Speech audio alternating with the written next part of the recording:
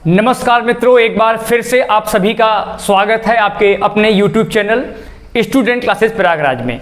आज हम आपके बीच हिंदी व्याकरण की क्लास लेकर के आए हैं, जिसमें हम आपके बीच आज का टॉपिक जो है वो समास पर चर्चा करेंगे।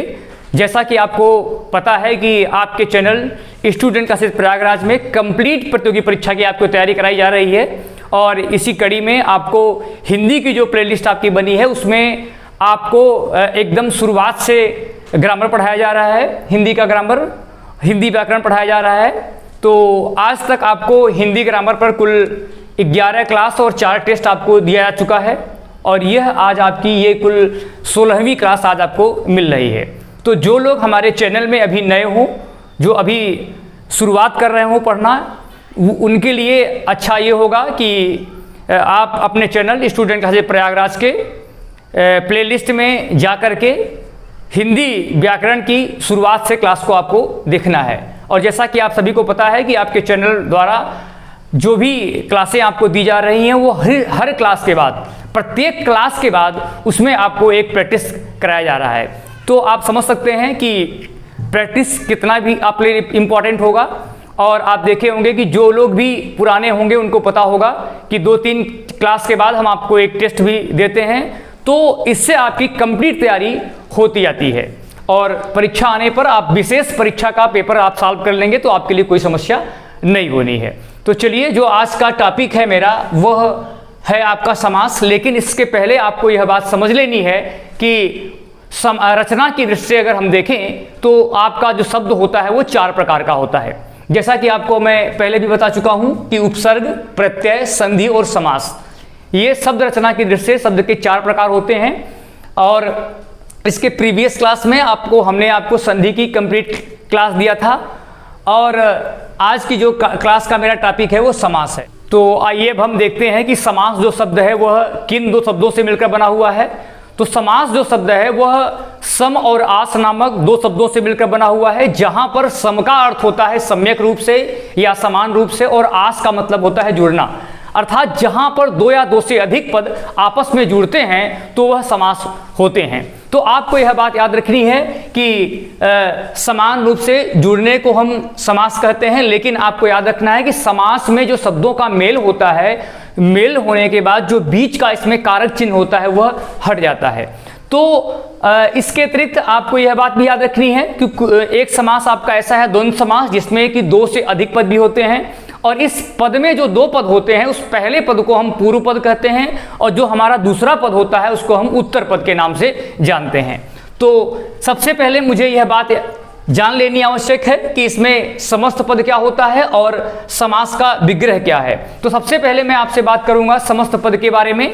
जैसा कि समास के नियम से बना शब्द जो होता है वो समस्त पद कहलाता है, तो आपको यह बात याद रखनी है। और समास का जो विग्रह होता है, जैसा कि आप जानते हैं कि विग्रह का मतलब होता है अलग होना, और जब समस्त पद के सभी पद को अलग अलग किया जाता है तो उसे हम जो है वो समास का विग्रह कहते हैं। और याद रखना है कि जब समास का विग्रह होता है तो जो उसके पद होते हैं, पद आपस में अलग हो जाते हैं, और जो बीच का जो कारक चिन्ह है वो हट जाता है। तो आपको यही बात याद रखनी है। तो सबसे बड़ी जो लोगों के मन में एक भ्रांति है कि समास और संधि को लोग एक ही मान लेते हैं। तो आज मैं आपको समास और संधि में अंतर को स्पष्ट करूंगा कि संधि क्या है और समास क्या है।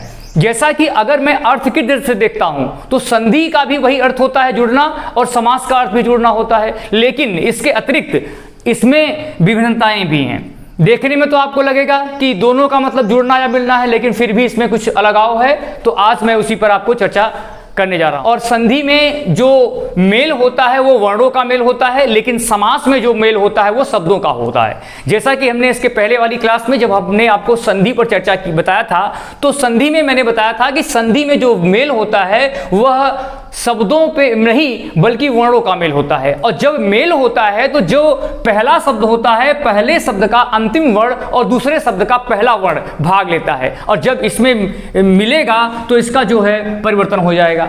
यह बात आपको याद रखनी है। जैसे कि हमने आपको दिया उदाहरण के रूप में ज्ञान धन उदय, तो ज्ञान और उदय से मिलकर के आपका जो शब्द बना वो ज्ञानोदय बन गया। तो आप देखेंगे कि यहां पर न में अ छिपा हुआ है, पहले शब्द का अंतिम वर्ण यहां अ हो जाएगा और यहां पर जो दूसरा शब्द था उसका पहला वर्ण आपका उ होगा, तो अ और उ मिलकर ओ की मात्रा बन गई। तो ये ज्ञानोदय जो शब्द है वो आपका संधि है, बल्कि समास नहीं है। अब आपको मैं बताने जा रहा हूं, जिसे हमने दिया कि दया का सागर, तो अब आप देखेंगे कि दया का सागर दया सागर बन गया।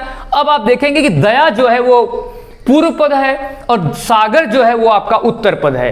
अब आप देखेंगे कि जब हम इसको संयुक्त करेंगे तो जो आपका कारक चिन्ह है वो उसका विलुप्त हो जाएगा। तो इसमें शब्दों का मेल होता है, लेकिन संधि में आपका जो मेल होता है वह वर्णों का होता है। तो थोड़ी थोड़ी जानकारी अगर ये सब आपको रहेगी तो आपके अंदर जो डाउट है वो दूर होता जाएगा। तो सबसे पहले आप लोगों को यह बात आवश्यक है पता कर लेना कि आपका प्रश्न बन सकता है कि संधि कितने प्रकार की होती है। तो आपको बताना है कि संधि के जो प्रकार होते हैं वो 6 प्रकार के होते हैं। जैसा कि हम आपको यहाँ पर लिखा है, देख लीजिए कि संधि के 6 प्रकार कौन कौन से हैं। पहला जो आपका है अव्ययी भाव समास, फिर आपका है कर्मधारय समास, इसके बाद का जो समास आपका है तत्पुरुष है, अगला समास जो आपका है वो द्वंद्व समास है, फिर आपका है द्विगु और सबसे लास्ट में आपका जो दिया है बहुब्रीहि समास है। तो इन सब पर हम एक के बाद एक आपको चर्चा करेंगे। तो आप पहले इतनी बात हो जाए जो हमने आज आपको बताई अभी। तो सबसे पहले मैंने आपको क्या बताया कि रचना की दृष्टि से समास के प्रकार, रचना की दृष्टि से शब्दों के प्रकार के बारे में मैंने आपसे चर्चा किया और उसमें जो महत्वपूर्ण टॉपिक है आज समास के बारे में बताया। समास होता क्या है, समास किन किन दो शब्दों से मिलकर बना हुआ है, इसके अलावा आपका समस्त पद क्या होता है, समास का विग्रह क्या होता है, संधि और समास में अंतर क्या होता है और समास के कुल कितने प्रकार होते हैं। तो अब आपको मैं एक एक टॉपिक पर बात करूंगा। तो चलिए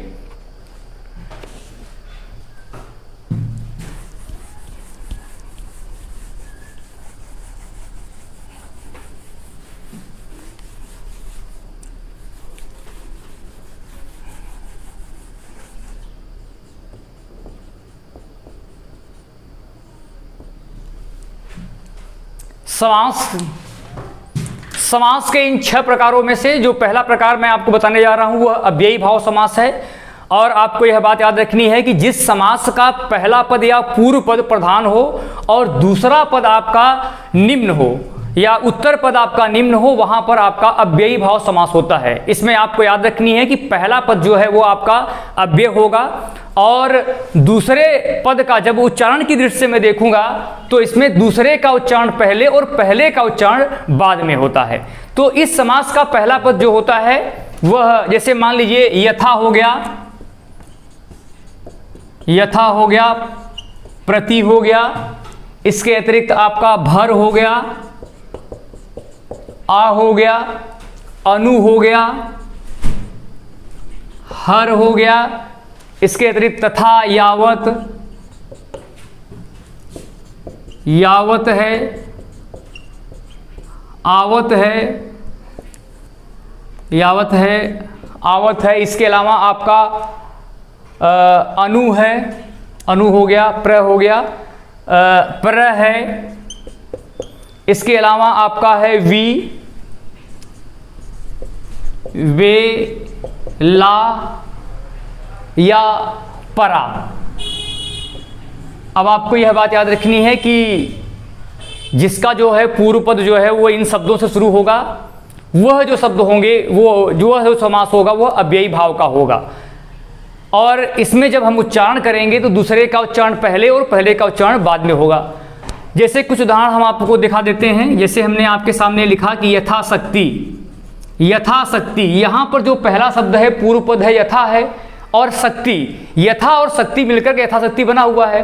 तो अब आपको यहाँ देखना है कि अगर मैं इसके उच्चारण की बात करता हूँ तो शक्ति के अनुसार इसका मतलब होगा। अब आप देखेंगे दूसरे का उच्चारण पहले और पहले का उच्चारण आपका बाद में हो रहा है। इसके अलावा आपका हो गया प्रतिकूल हो गया, लावारिस हो गया, इसके अलावा आपका हो गया प्रयोग, इसके अलावा आपका हो गया पराजय, इसके अलावा प्रत्येक, भरसक,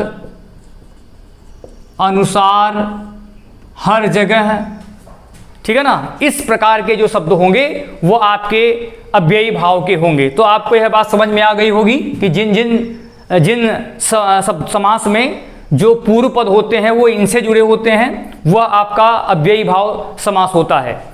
तो चलिए अब मैं कुछ उदाहरण आपको बता दे रहा हूं कि जिसमें आपको प्रत्यय के माध्यम से आप पहचानेंगे कि ये जो समास है वो कौन सा समास है। तो चलिए, जैसा कि आपको पता है कि प्रत्यय जो शब्द होते हैं वो लास्ट में या अंतिम में जुड़ते हैं। तो यदि किसी शब्द के अंत में प्रथम पद तो संज्ञा हो, लेकिन अंत में जो दूसरा पद हो वह पूर्वक हो जाए, आपको याद रखनी है कि जो पूर्वक जुड़ जाए या अर्थ जुड़ जाए या पर्यंत जुड़ जाए, आपको यहीं पर ध्यान देना है। फिर अगला या तो आपका पूर्वक हो गया, अर्थ हो गया, पर्यंत हो गया, भर हो गया, ये सब लास्ट की मैं बात कर रहा हूं, शुरुआत में कि नहीं। भर हो जाए, उपरांत हो जाए, उपरांत, इस तरह के शब्द आपके लास्ट में जुड़ते हों और शुरुआती जो शब्द होता है वो संज्ञा हो। लेकिन याद ये बात भी रखनी है कि उनका कोई नया अर्थ न होता हो, क्योंकि जब कोई नया अर्थ निकलेगा तो उसमें जो समास होगा वो बहुब्रीहि समास हो जाएगा। जैसे उदाहरण के रूप में मैं आपको बता दे रहा हूं, जैसे कि हमने दिया आपको विवेक पूर्वक, तो आप देखेंगे कि इसमें पूर्वक शब्द जुड़ा हुआ है। इसके अलावा आपका अवसरानुसार, इसमें अनुसार शब्द आपको दिख रहा होगा लास्ट में। इसके अतिरिक्त आपका हो गया विवेक पूर्वक, ज्ञान पूर्वक, इसमें सब में, इसमें ऊपर वाले में पूर्वक शब्द जुड़ा हुआ है। इसके अलावा आपका हो गया जीवन पर्यंत। इसके अतिरिक्त आपका कुछ शब्द ऐसे भोजनार्थ हो गया, दानार्थ हो गया, यहां पर जैसे दानार्थ, और आपका हो गया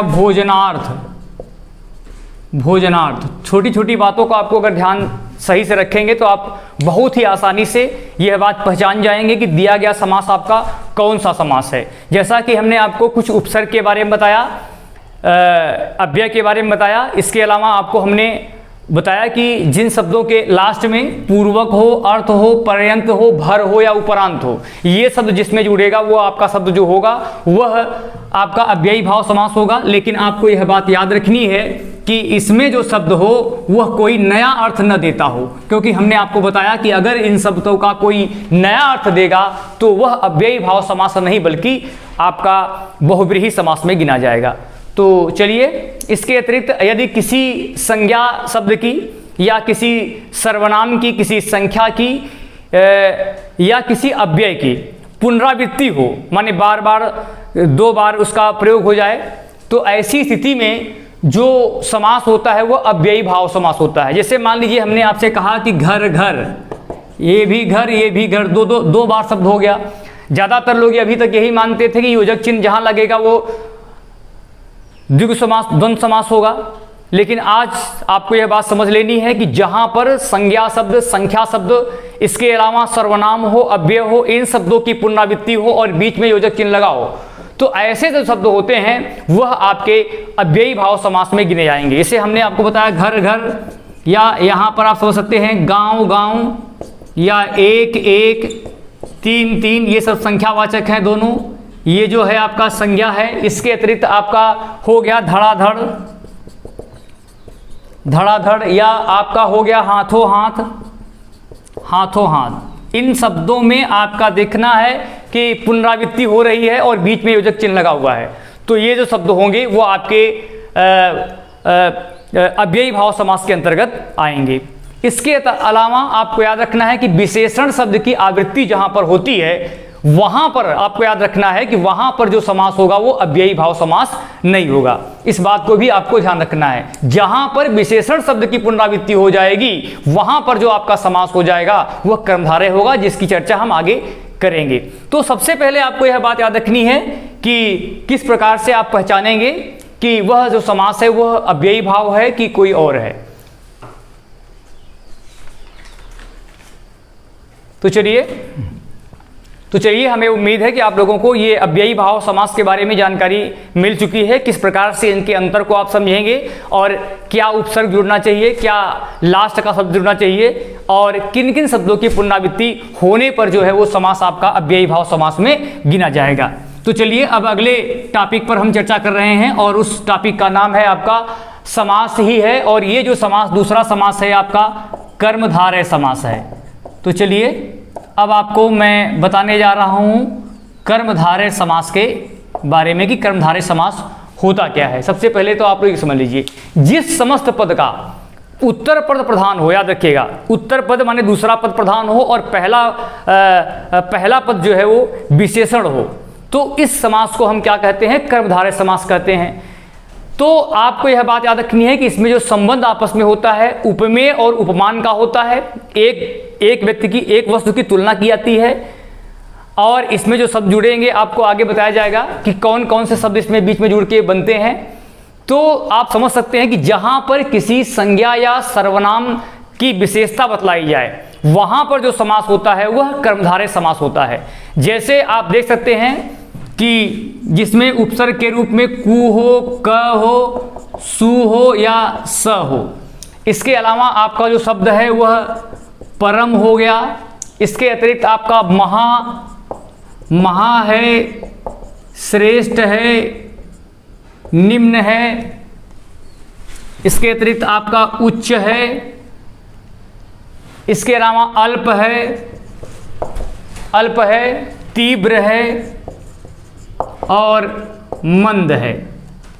तीव्र है, मंद है। इसके अलावा आपका दीर्घ है।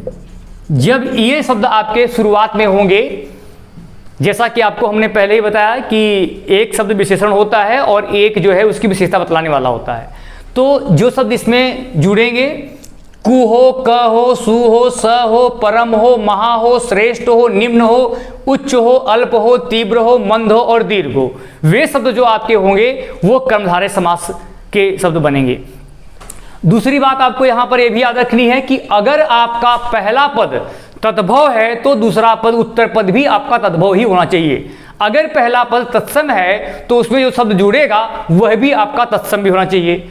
तो जैसा कि उदाहरण के रूप में मैं आपको बता दे रहा हूं कि हमने आपको दिया कुपुत्र।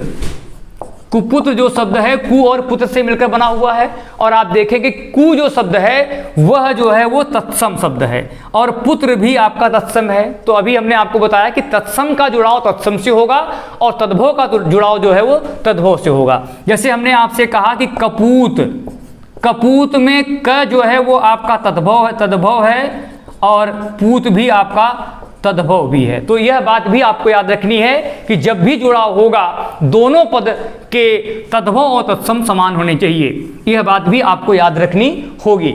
तो चलिए, इसके अलावा आपको कुछ मैं उदाहरण इसका दे रहा हूं। जैसे मान लीजिए हमने आपको दिया कि सुपात्र, सुपात्र हो गया, कुपुत्र हो गया। इसके अलावा आपका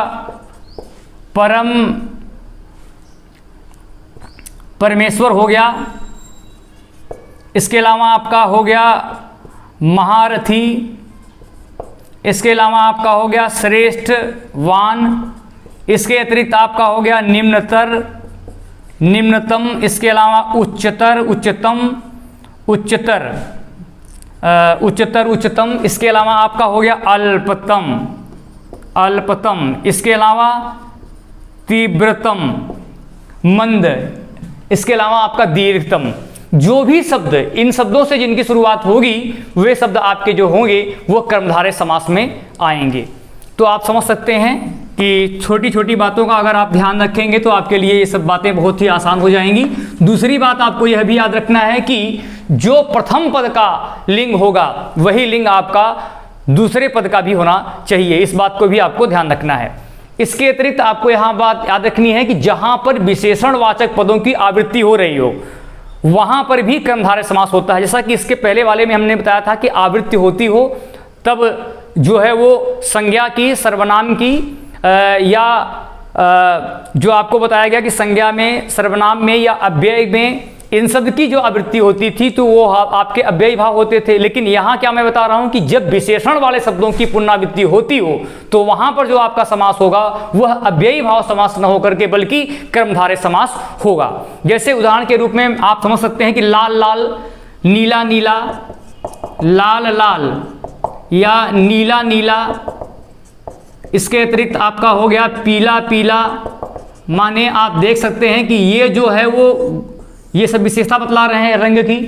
तो इन शब्दों की जब आपकी पुनरावृत्ति होगी तो वहां पर भी आपका जो समास होगा वह अव्ययी भाव समास न होकर के बल्कि कर्मधारय समास होगा। अब आपको यहां पर एक बात और याद रखनी है कि इसमें जो शब्द जुड़ते हैं उसके मध्य में जो आवाज निकलती है वो है जो के रूपी, के समान आदि शब्द निकलेंगे। जैसे मान लीजिए हमने आपको एक शब्द दिया कि परमाणु। अब परमाणु को जब हम विस्तारित करेंगे तो इसमें जो आवाज निकलेगी परम है अणु जो, या महारानी, जो हमने महारानी शब्द कहा उसमें है महान है जो रानी। तो आप देखेंगे कि है जो, के रूपी, के समान आदि शब्द जब निकलते हो तो वहां पर जो आपका समास होगा वह कर्मधारय समास होगा।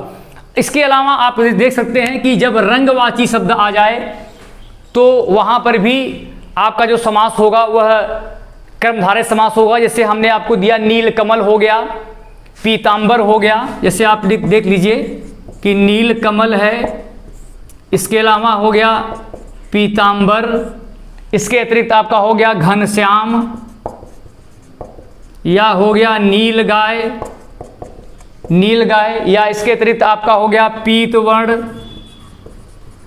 पीतवर्ण। ये सभी शब्द आप देखेंगे कि ये सब रंग की विशेषता बतला रहे हैं, एक विशेष रंग की ओर जिक्र कर रहे हैं। तो यहाँ पर भी आपका समास जो होगा वो कर्मधारय समास होगा। लेकिन बहुत जगह जो है वो यहाँ पर आप लोग गलतियाँ लोग कर देते हैं और यह नहीं समझ पाते हैं कि यह जो समास है वो कर्मधारय है कि बहुब्रीहि समास है। कर्मधारय और बहुब्रीहि समास में आपका कभी कभी डाउट फंस जाता है। तो इसमें आपको याद रखना है कि यह निर्भर करता है कि जो वाक्य बोला गया वह किसके साथ प्रयोग किया गया है। जैसे हमने आपसे कहा कि कहाँ चले पीतांबर वस्त्र डाले, पीतांबर तन पर डाले, तो यहाँ पर पीतांबर जो है वो वस्त्र के बारे में बताया जा रहा है। तो यहाँ पर जो समास होगा वो आपका कर्मधारय होगा। लेकिन पीतांबर माने पीला अंबर धारण करने वाले, अगर अर्थात भगवान विष्णु के बारे में अगर बात होगी, अगर कोई नया अर्थ निकलेगा तो वहां पर जो आपका शब्द होगा वह बहुब्रीहि समास होगा। इसके अलावा जैसे हमने कहा कि नीलकंठ आकाश में उड़ रहे हैं, तो जब नीलकंठ हम आप कहते हैं तो नीलकंठ में जब शब्द की व्याख्या आपको बताई गई तो नीलकंठ यहाँ एक पक्षी के बारे में बताया जा रहा है। लेकिन वैसे तो आप कहेंगे कि नीलकंठ को का एक अर्थ जो होता है भगवान शंकर जी के नाम पर होता है। तो आप देख सकते हैं कि जहां पर कोई उसका दूसरा अर्थ हो जाएगा वहां पर जो होगा वह जो समास होगा वो बहुब्रीहि होगा, कर्मधारय नहीं होगा। और आपको याद रखना है कि जब किसी भी शब्द में कर्मधारय भी दिया हो, बहुब्रीहि भी समास भी दिया गया हो, तो वहां पर बहुब्रीहि समास को वरीयता दी जाती है।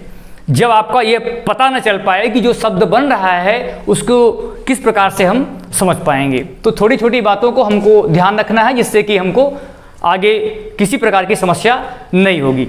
तो चलिए, इसके अतिरिक्त जहां पर समस्त पद में एक नियम अभी और है कि जहां पर समस्त पद में आए दोनों पद विशेषण हो जाए। अभी तो मैं किसी एक पद की बात कर रहा था, लेकिन इसमें क्या है कि दोनों पद क्या हो जाए, विशेषण हो जाए, वहां पर भी जो आपका समास होगा वह कर्मधारय समासी होगा।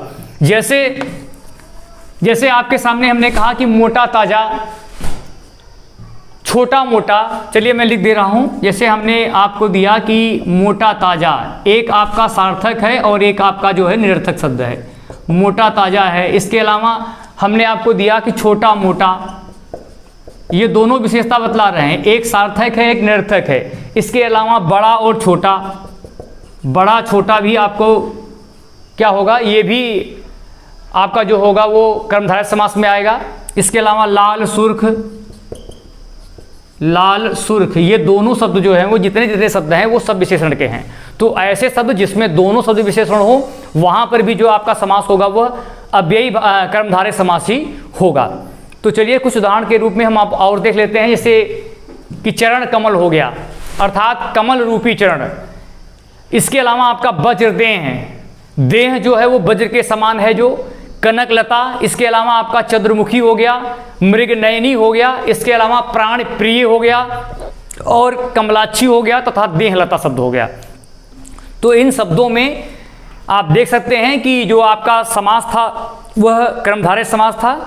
तो इस जो आज की जो क्लास मैंने पढ़ाई इसमें आप लोगों को हमने सबसे पहले तो समास के बारे में बताया और समास किन दो भागों से मिलकर बना हुआ है, इसमें पूर्व पद क्या होता है, उत्तर पद क्या होता है, समस्त पद क्या होता है, समास का विग्रह क्या होता है, संधि और समास में हम अंतर कैसे करेंगे आपको यह बताई गई। समास के 6 प्रकार बताए गए और इसके अलावा आपको हमने आज समास के 2 प्रकारों जिसमें कि आपको अव्ययी भाव समास और कर्मधारय समास के बारे में हमने चर्चा की। इसके अलावा जो आपके डाउट होते हैं, कभी कभी लोग दूसरा समास मान लेते हैं, तो उस डाउट को भी हमने दूर करने का प्रयास किया है।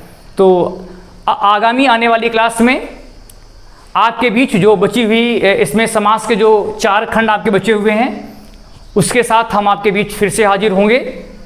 तब तक आप लोग इसको पूरा कंप्लीट किए रहिएगा। और एक बात और भी आपको याद रखनी है कि अधिक से अधिक लोगों तक इस क्लास को आप लोग शेयर करते रहिए, क्योंकि आप जानते हैं कि ये जो हिंदी की क्लास है वो बहुत ही इंपॉर्टेंट है और हिंदी आपके लिए उतना ही इंपॉर्टेंट है जितना कि और विषय। जैसा कि आप सबको पता है कि यूपीएसआई की वैकेंसी आ रही है, इसके अलावा पीईटी की परीक्षा भी आयोजित होने वाली है जिसके अंतर्गत भी आपको हिंदी से सवाल आएंगे और यह टॉपिक आपके लिए बहुत ही इंपॉर्टेंट होगा। और इसके अतिरिक्त आपकी संस्था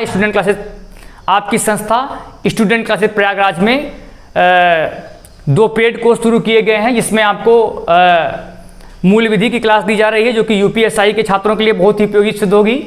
इसके अतिरिक्त आपको एक प्रैक्टिस क्लास जिसमें आपको 6000 प्रश्नों की प्रैक्टिस कराई जाएगी और विगत 10 वर्षों में आए हुए प्रश्नों को और कुछ एडवांस प्रश्नों को हम लोगों ने शामिल किया है, जिसमें आपको कंप्लीट मैथ, कंप्लीट रीजनिंग और आपको जीएस की 6000 प्लस क्लासेस दी जा रही हैं। तो अधिक से अधिक उसमें जुड़ने का आप लोग प्रयास करिए, क्योंकि आप लोग जानते हैं कि आपकी पढ़ाई तब तक कंप्लीट नहीं होगी जब तक कि आप लोग प्रैक्टिस नहीं करते हैं। तो चलिए आज की क्लास मैं यहीं समाप्त करता हूं। अगली क्लास में मैं आपके बीच समास की नेक्स्ट क्लास के साथ आपके बीच फिर से हाजिर होऊंगा। तब तक के लिए धन्यवाद।